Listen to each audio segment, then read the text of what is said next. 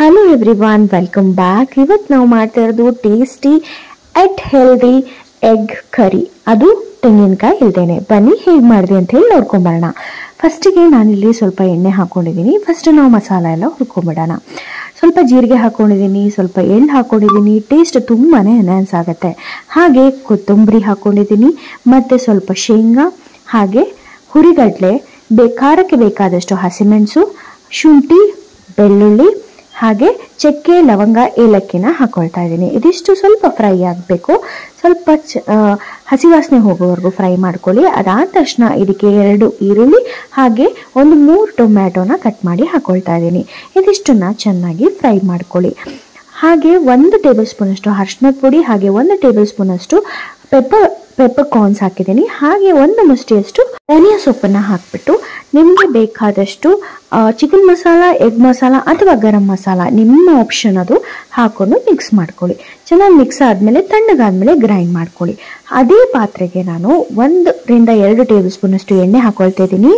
1 table spoon ಅಷ್ಟು ತುಪ್ಪನ ಹಾಕೊಳ್ತಾ ಇದ್ದೀನಿ. ಹಾಗೆ ರುಬ್ಬಿರೋ ಮಸಾಲಾನ ಹಾಕೊಳ್ತಾ ಇದ್ದೀನಿ. ರುಬ್ಬಿರೋ ಮಸಾಲನ ಹಾಕೊಂಡು ಸ್ವಲ್ಪ ನೀರು ಹಾಕೊಂಡು ಕನ್ಸಿಸ್ಟೆನ್ಸಿ ನೋಡಿಕೊಂಡು ನೀವು ಇದನ್ನ ಮಿಕ್ಸ್ ಮಾಡ್ಕೊಳ್ಬೇಕು, ಸರಿನಾ? ಈಗ ನಾವಿದಕ್ಕೆ ರುಚಿಗೆ ತಕ್ಕಷ್ಟು ಉಪ್ಪು ಹಾಕೋಣ. ನಾನು ಆದಷ್ಟು ಕಲ್ಲುಪ್ಪು ಉಪಯೋಗಿಸ್ತೀನಿ, ನೀವು ಕೂಡ ಅದನ್ನೇ ಉಪಯೋಗಿಸಿ. ಇಲ್ಲ ಅಂತಂದರೆ ಪುಡಿ ಉಪ್ಪೆ ಅಂದಾಜು ಸಿಗುತ್ತೆ ಅನ್ನೋರು ಅದನ್ನು ಉಪಯೋಗಿಸ್ಬೋದು.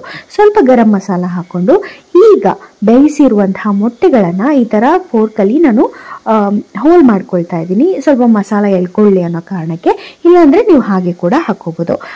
ಸೊ ಮೊಟ್ಟೆ ಎಲ್ಲನೂ ನಾನು ಬೇಯಿಸ್ಕೊಂಡಿರೋ ಮೊಟ್ಟೆನ ಮಸಾಲೆಗೆ ಹಾಕ್ಕೊಂಡು ಒಂದು ಸ್ವಲ್ಪ ಅದನ್ನು ಮಿಕ್ಸ್ ಮಾಡ್ಕೊಳ್ತೀನಿ. ತುಂಬ ಜಾಸ್ತಿ ಮಿಕ್ಸ್ ಮಾಡೋಕ್ಕೆ ಹೋಗಬೇಡಿ, ಮೊಟ್ಟೆ ಪುಡಿ ಆಗುತ್ತೆ. ಹಾಗಾಗಿ ಕೊನೆಯದಾಗಿ ಸ್ವಲ್ಪ ಕೊತ್ತಂಬರಿ ಸೊಪ್ಪನ್ನು ಹಾಕ್ಕೊಳ್ಳಿ. ಕೊತ್ತಂಬರಿ ಸೊಪ್ಪನ್ನು ಹಾಕ್ಕೊಂಡು ಚೆನ್ನಾಗಿ ಕುದಿಯಕ್ಕೆ ಬಿಟ್ಬಿಡಿ. ರೆಡಿ ಆಯ್ತಲ್ವಾ ನಮ್ಮ ಎಗ್ ಕರಿ? ತುಂಬಾ ಈಸಿಯಾಗಿ ಆಗ್ಬಿಡುತ್ತೆ. ಹಾಗೆ ಕಾಯಿ ಇಲ್ಲದೇ ನಾವು ಎಗ್ ಕರಿನ ತುಂಬಾ ಈಸಿಯಾಗಿ ಮಾಡ್ಬೋದು. ತುಂಬ ಟೇಸ್ಟಿಯಾಗಿರುತ್ತೆ. ರೊಟ್ಟಿ, ಚಪಾತಿ, ಅನ್ನದ ಜೊತೆ ತುಂಬ ಒಳ್ಳೆ ಕಾಂಬಿನೇಷನ್. ಕ್ವಿಕ್ಕಾಗಿ ಕೂಡ ಮಾಡ್ಬೋದು. ಬ್ಯಾಚುಲರ್ಸ್ಗಂತೂ ಹೇಳಿ ಮಾಡಿಸ್ದಾಗಿರುತ್ತೆ. ಮಕ್ಕಳು ಕೂಡ ತುಂಬ ಇಷ್ಟಪಟ್ಟು ತಿನ್ನುವಂತಹ ರೆಸಿಪಿ ಇದು. ಯಾರಿಗೆ ತಾನೇ ಮೊಟ್ಟೆ ಇಷ್ಟ ಆಗಲ್ಲ ಹೇಳಿ? ಯಾರಿಗೆ ಮೊಟ್ಟೆ ಇಷ್ಟ ಆಗಲ್ವೋ ಅವರು ಇದನ್ನು ಚಿಕನ್ ಜೊತೆ ಕೂಡ ಟ್ರೈ ಮಾಡ್ಬೋದು. ಒಂದ್ಸತಿ ಮಾಡಿ ನೋಡಿ, ಮತ್ತು ನನಗೆ ಕಮೆಂಟ್ ಮಾಡಿ ಹೇಗೆ ಬಂತು ಅಂತ ಹೇಳ್ಬಿಟ್ಟು. ಸೊ ಹಾಗಾದರೆ ನಾನು ನಿಮ್ಮನ್ನ ಮುಂದಿನ ವಿಡಿಯೋದಲ್ಲಿ ಭೇಟಿ ಆಗ್ತೀನಿ. ಅಲ್ಲಿವರೆಗೂ ಸ್ಟೇ ಟ್ಯೂನ್. ನಾನು ನಿಮ್ಮ ಕಾವ್ಯ ಶೆಟ್ಟಿಗಾರ್. ಟ್ರೈ ಮಾಡಿ ಕಮೆಂಟ್ ಮಾಡೋದು ಮರಿಬೇಡಿ. ಧನ್ಯವಾದಗಳು.